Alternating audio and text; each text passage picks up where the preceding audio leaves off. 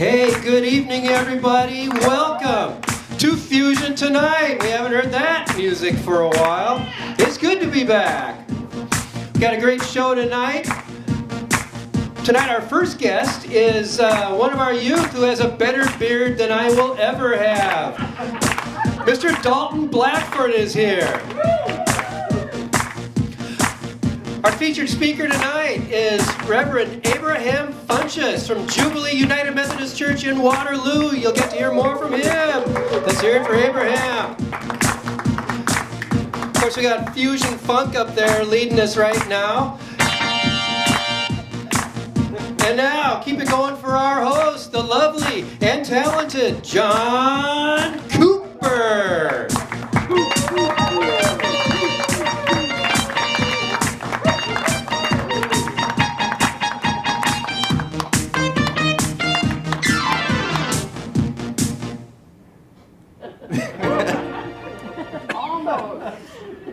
We almost had it that time. One of these days. Welcome to Fusion Tonight. I'm your host, John Cooper. How are we doing tonight? Woo! It is so good to see everybody again. It's been so long. I haven't seen most of you since last year. Yeah. Was so ready for that one. I was up all night writing that. Did not get the response I wanted. Did everybody have a good Christmas break? Yeah. Yes? Yeah, the birth of Christ. It was all right, celebrating. I, for one, had a fantastic holiday. Gabby and I spent most of our time in Dubuque at our mom's house, which was a wonderful time. I inadvertently discovered my authoritative dad voice during this time. I wasn't yelling at Avery intentionally. So her mom has a new puppy named Hattie, and of all the words to describe Hattie, sucks would probably be the most fitting word. She's still a puppy, she's very wild, and she gets loose. They try to barricade the house, and she broke into our room where Avery was very much in danger, and because I was so worried about him, but also trying to yell at the dog, I went, "Avery!" And I was like, oh crap, I didn't mean to yell at him. But then I thought, that sounded pretty good. I think I'm ready, you guys. But it was a wonderful break. I love spending time with her mom, seeing all of her family, spending time with my family. But there was nothing better than getting back home, getting back settled. And I realized today, talking to COVID, that's not the same experience for everybody. When I talked to COVID, he was glad to be back, but he immediately was like, yeah, it's okay, but man, I just have so many roommate problems, And I was like, I can relate. I have some pretty bad roommates too. I mean, this one in particular never makes it to the toilet when they gotta go to the bathroom. Always cleaning up after him all the time. Barely says 2 words during the day. Always whining about something. Never cleans up. I'm always doing their dishes. And then there's the baby, and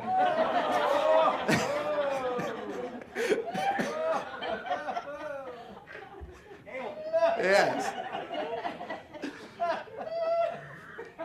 So COVID, I relate. It's hard. It's hard when you don't have good roommates. You feel like you're doing it all by yourself. Ladies and gentlemen, I am so glad to be back. We have such a fantastic service for you. So that's enough for me. I want to get to worshiping God. I'm super excited. Dalton Blackford is here tonight to talk to us. We get to meet our youth. Abraham Funchess is here. I'm super excited. So let's get hyped. Let's get ready. And give it up for your in-house band, Mr. Coved, Oswald, the Fusion Funk.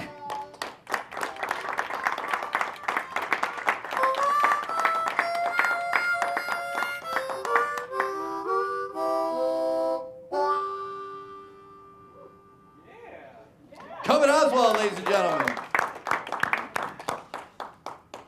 All right, it's been a long break. That means we probably have a lot to talk about. So this is a good time to launch into my favorite segment here at Fusion Tonight. It is called Open Mic. And if you're more familiar with a traditional worship, it looks a lot like Joys and Concerns, because that's what it is. So this is your chance to share whatever's on your heart and mind, anything you want to lift up tonight to share. It can be good, bad, something you're trying to sell on eBay, nobody's biting. Whatever it is, this is your chance. Does anyone have anything that they would like to share tonight?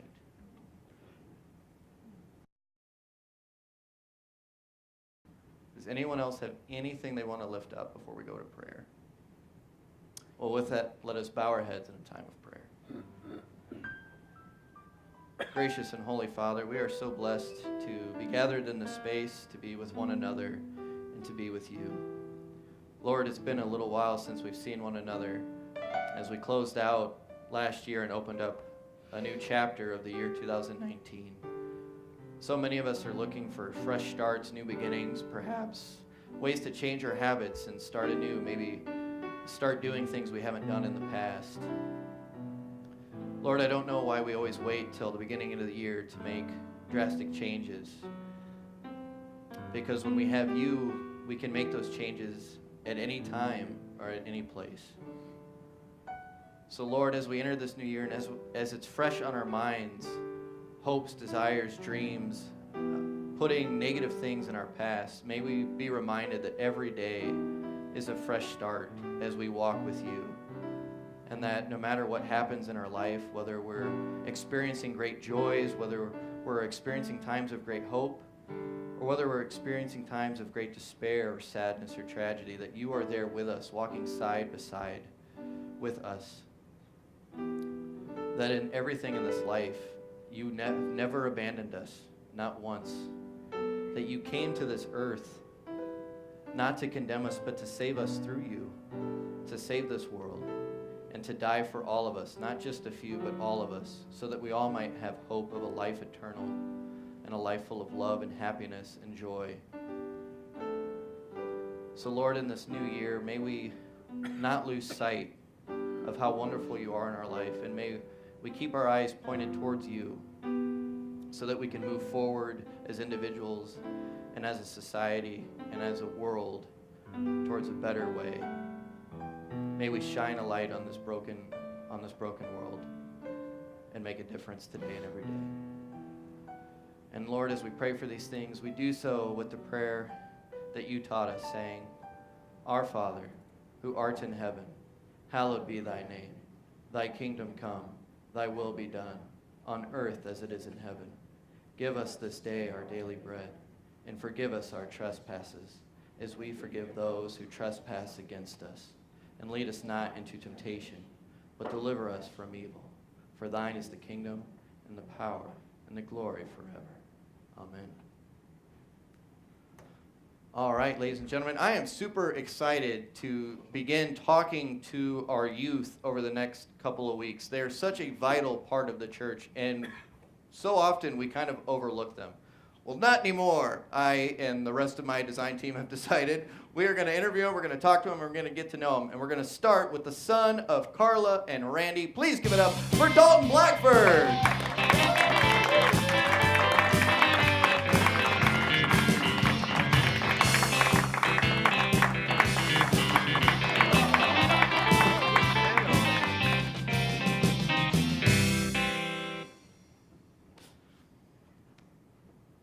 Well, welcome, Dalton. I'm so glad you could join us. I'm happy to be here. Have you attended this service before? Not this new one, no. It's been a long time since I've been to Fusion. Well, judging by the look, the facial hair, the fancy sweater, I'm guessing you're probably too old for this kind of thing nowadays. But no, Dalton, I'm so glad that you're here. I am jealous of this beard, though. You know how I look at you and I'm like, man, that is a perfect beard. You know, mine's patchy, you know. I mean, take some mascara, try to fill it in, you know. Well, Dalton, I wanted to get to know you. We want to get to know more of our youth because you guys are making an impact here at the church and you're such a vital part. And normally when I have guests on, I like to ask them, how long have you been a member? Well, you've been a member as long as your parents have brought you here. So I want to know is, how long have you been coming because you want to be here? How long have you been coming since you decided, I want to go to church and have Christ in my life? That probably have to be like when I started junior high or such, because like all the way through elementary, of course, I just came with my parents, and there was like a given, you had to go and everything. And then I started junior high, and it's like I started to have more like maybe life decisions I had to deal with, not maybe life decisions, junior high's a bit early for life decisions, but like I had some tougher ones that I had to deal with. Orange juice or milk in the lunch line? Orange juice is pretty good. But so is milk, especially when they have chocolate at lunchtime. I don't like chocolate milk, actually. Get off my set.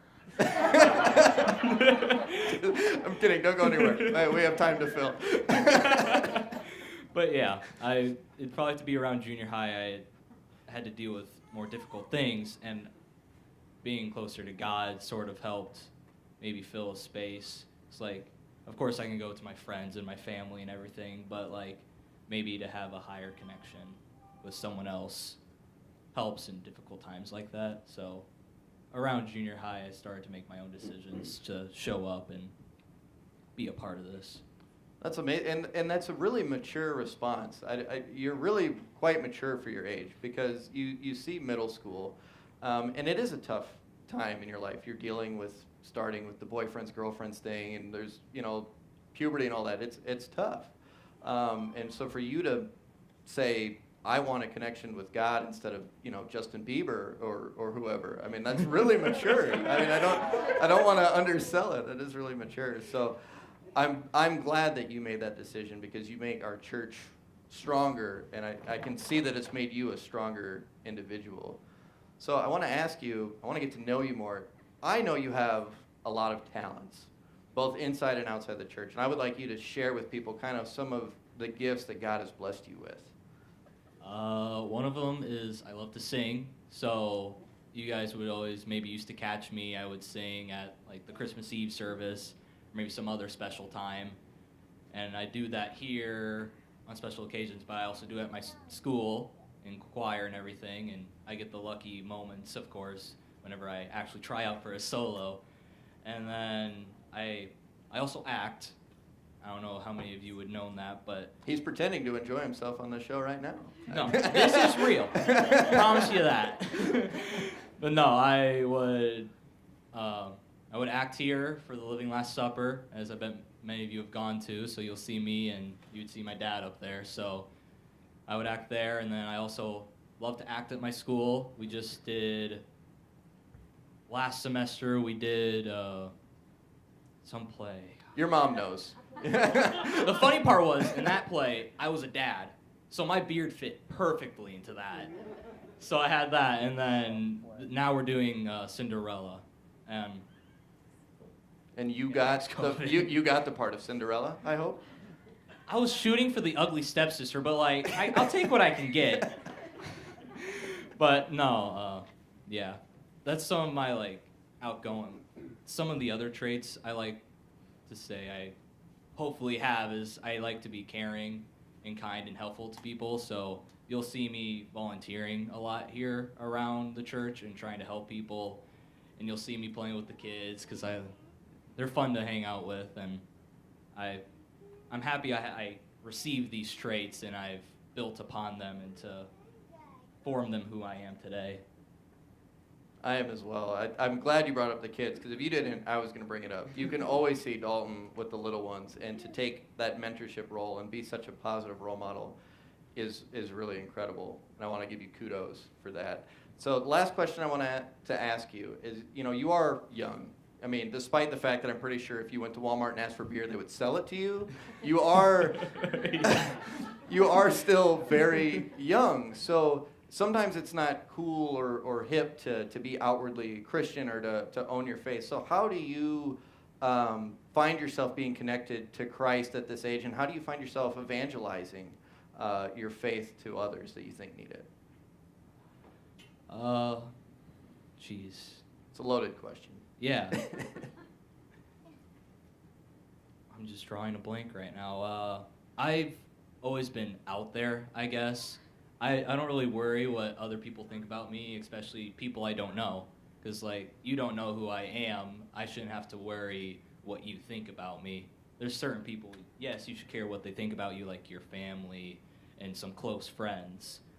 And God, of course. So I've never had a problem being out there with my religion and other traits like that.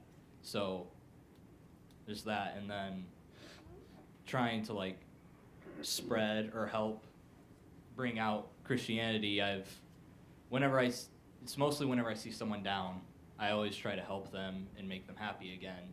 And so I always have to ask, do you have a connection with God? How are you close to someone? And if like, yes, then we'll go into topics like that and we'll try to build a connection over that. And if it's no, I'll try to help spread that. Like maybe you should go to church, go talk to a pastor, some friend maybe you know that goes to church, so you can maybe get an idea for what it's like. And I try to just help people see God, I guess, in a way. Well, awesome. Well, I see God through you and the way that you are with the kids and the way you are with the adults and everybody at this church. So you're doing a fantastic job. I'm so glad that you are a part of this church, and I'm so excited to watch you continue to grow and do more amazing things. So from me to you, thank you so much. Ladies and gentlemen, please give it up for our youth member, Dalton Blackford.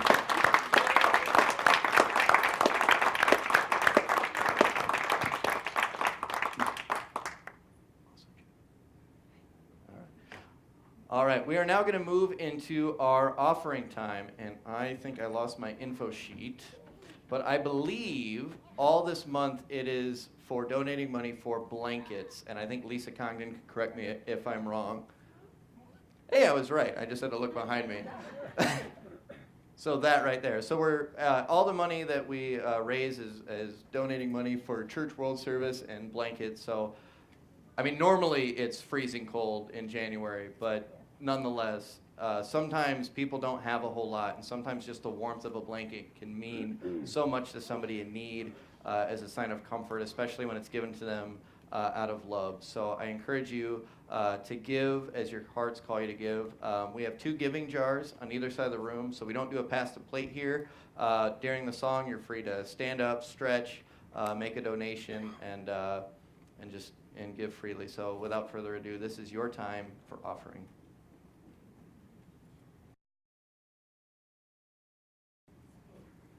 All right, ladies and gentlemen, it is time to get hyped. I'm so excited for our main speaker tonight. So usually through Fusion, I'm not the best at explaining to you what themes are happening. So I'm working on it this season. So our first series that we're doing at Fusion this season is we're kind of exploring how our faith intersects with other faiths in our surrounding area and how we all work together to make our communities and our world a better place. So I'm so excited to kick off this series with our first guest. He is the pastor over at Jubilee United Methodist Church in Waterloo, and he is also the director of the Waterloo Commission of Human Rights in Waterloo. I'm super excited for you to hear him speak. Please give it up for Reverend Abraham Funchess.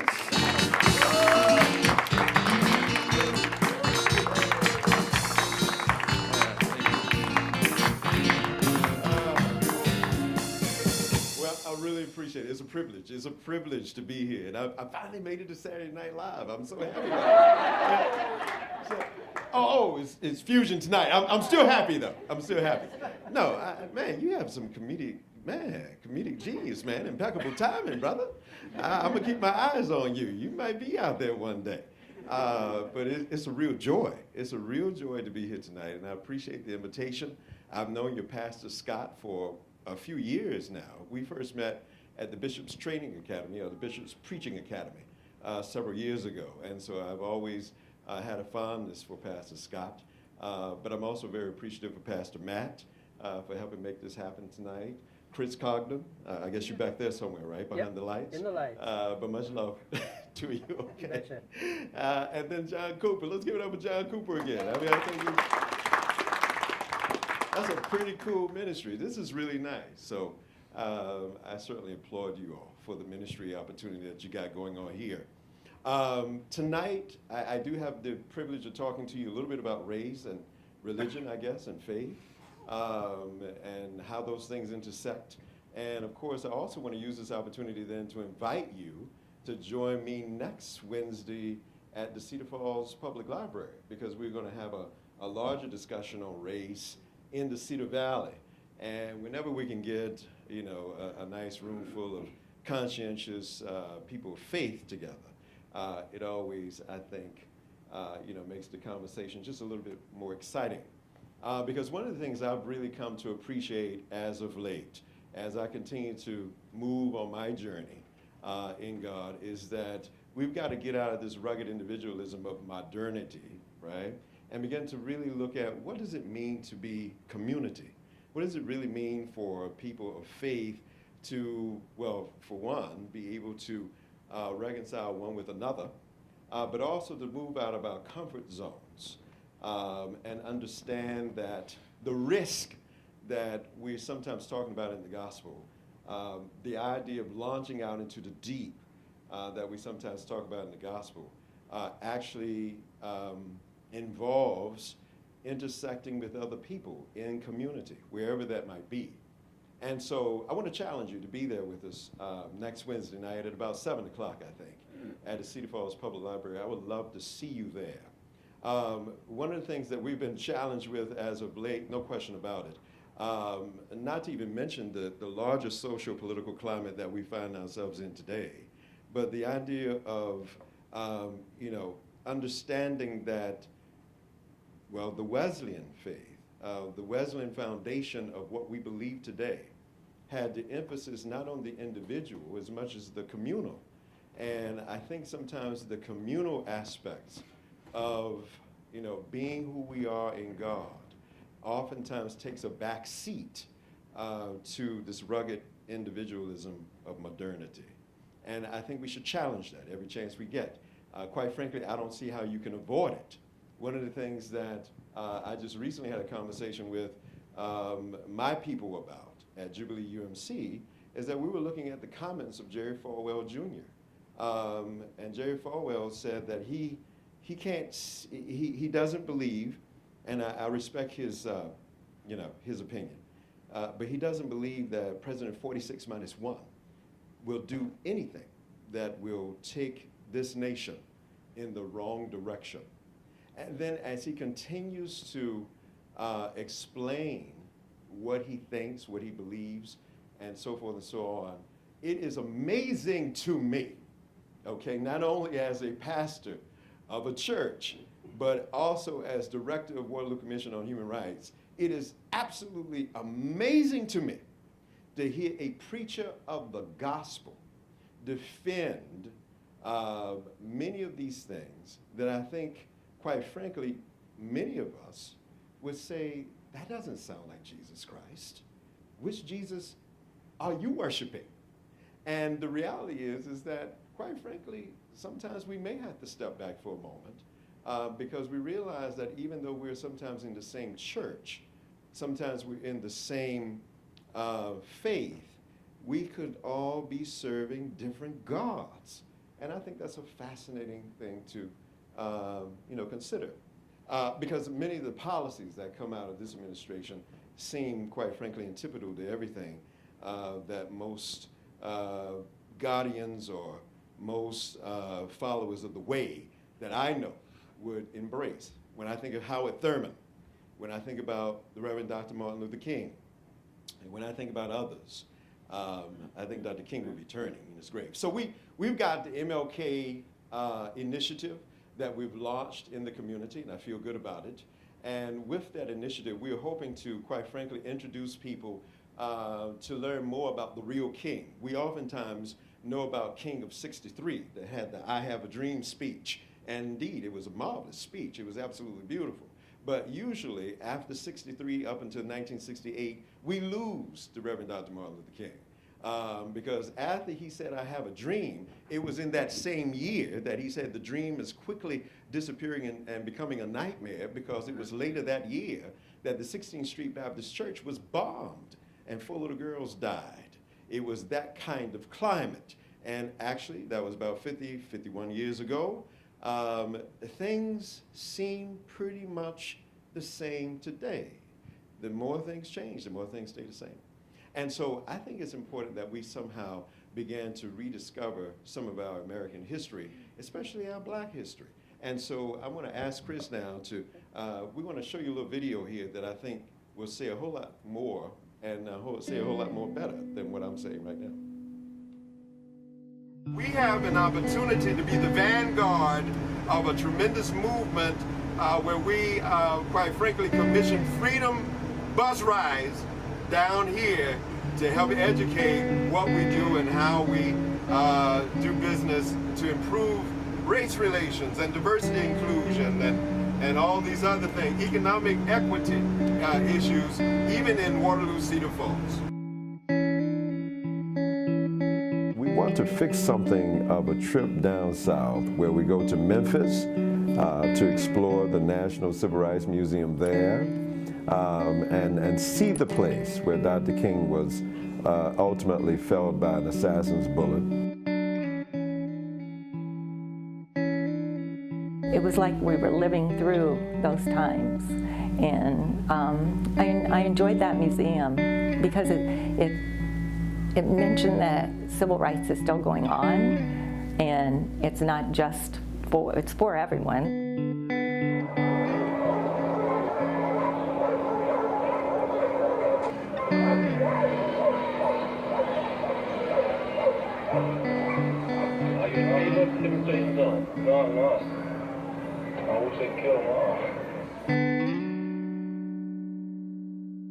This has been quite an experience, and to walk and see and to hear all that I've heard is just, I don't know if it's sad or amazing. It's just wonderful that they could put something together of this magnitude to really tell the history and tell the story of we can't wait for our freedom. I need that seat now. Please move back. One thing about the vision tour that I will never forget is the sound of the man's voice as he was yelling at Rosa Parks to give up her seat. When I got on the bus, initially I just kind of, I don't know, something told me to sit still. So I sat there and I closed my eyes, and all I could hear was that man saying, "If you can sit there on other buses, suppose you get off and into one of them." And I just couldn't help but to cry.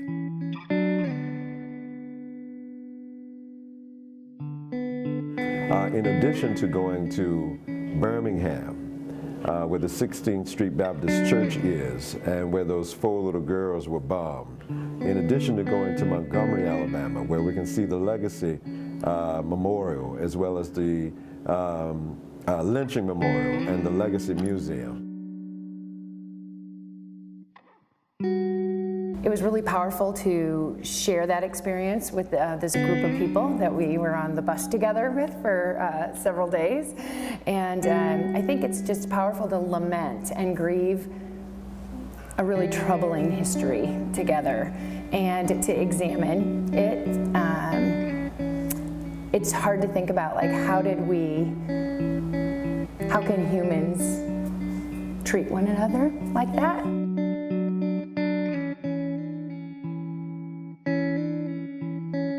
KBBG is a very important part of this community. We decided that it was important to be part of the Martin Luther King Initiative because we needed to continue that legacy of civil rights and having a voice for African Americans in this community. The more people have opportunity to check out some of these iconic spaces, places in American history, and in particular Black history, it will afford us an opportunity to have more interesting conversations.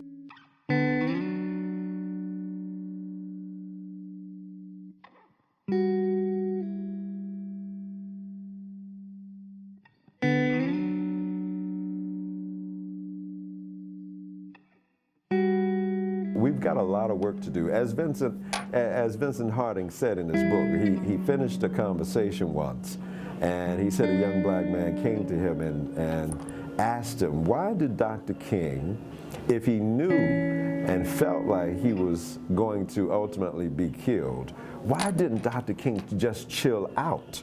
Why didn't he just back off? And of course, as Dr. Harding was trying to figure out an answer, a young Latina came and began to address both Dr. Harding and the young man, and she said, what? Chill out, just back off. Dr. King couldn't do that because he had work to do. And so I think we can take from that, because that's pretty poignant.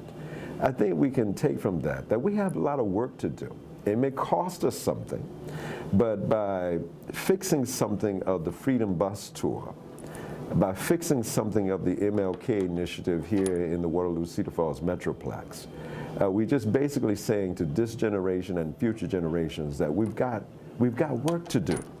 And it's not until we have equal opportunity all across the board that we should cease that work. Okay. You know, we had a great time when we went down south, and we have a few credits going up there, and then there's a wonderful picture at the end of this that kind of captures everybody who was on the trip together.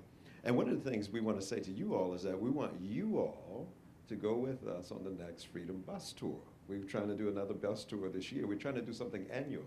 And so we need as much support as we can get. And maybe, just maybe, this is something that this church would like to partner with us on, at least for this year, so that we can take some more people down south.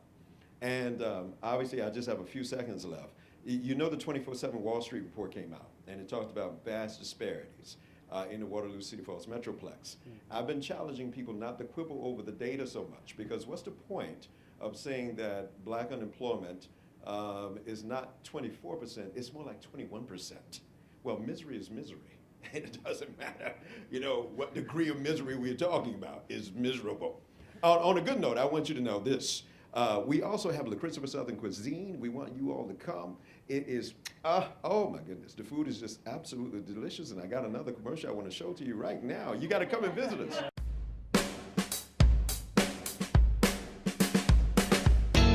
Well, the Christmas has been going on for a while. We're almost going into almost 8 years now. I like coming here because it is a very welcoming, warm feeling place.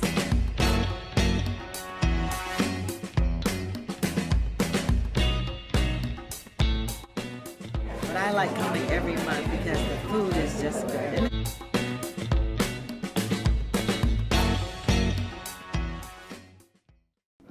All right, so look, hey, thank you for the opportunity. Thank you for those who come and visit us already. We much appreciate it. We have nothing but love for you. God bless you. Thank you.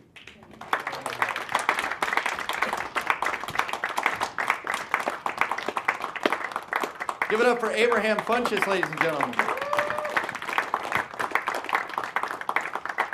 So I want to thank everybody for coming back to kick off the season. I think we did so strong. I want to thank Dalton Blackford once again for being our first guest this season. And another round of applause for Abraham for the message that he has shared. I love having guests like you when you talk about really hard-hitting subjects. Because I can tell you, as a person in white skin, it is easy for me to retreat from those conversations because I have the ability to. But there was something in your video and your message that I want to point out that I loved. And it was talking about the Latino woman that talked about Martin Luther King had work to do. He knew there was a strong chance, and inevitably, that he would be killed for the work that he was doing, but he persevered anyway, relying on the truth of the gospel and relying on the truth that we are not made the same, we don't look the same, we have different talents, but we are loved the same. And it is our mission to love one another the same. And he pushed through with that message up until his death, knowing it was inevitable. And it reminds me so much of somebody that we worship here every Sunday in Jesus Christ, who knew the end game.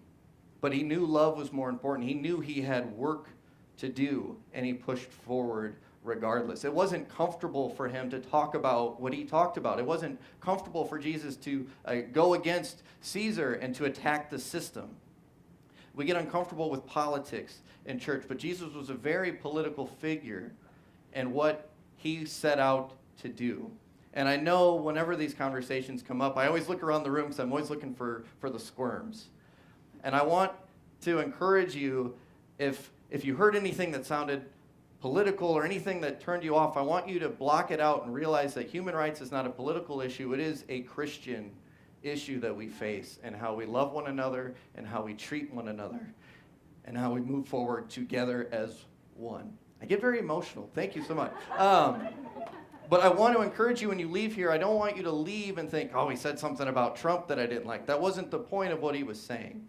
He wasn't attacking your political beliefs. He's challenging our Christian ones and what it means and how we can believe what we want but still treat each other with love so that the past that he wants to tour us and take us to see down south never happens again, because we are capable of so much more love. So Abraham, thank you so much for that message and sharing that and bringing that to us. So with that, we're kicking off the series next week. Matt, can you tell me who our speaker is next week? Dima, she's from the Islamic Center here in Waterloo. So Dima from the Islamic Center is going to be speaking. So she's going to be bringing her perspective and how we work with Islam and how we're all still part of the same community. So I'm super excited. I look forward to seeing you guys next week. And until we meet again, please be Christ for one another. Have a good night. Thank you guys so much.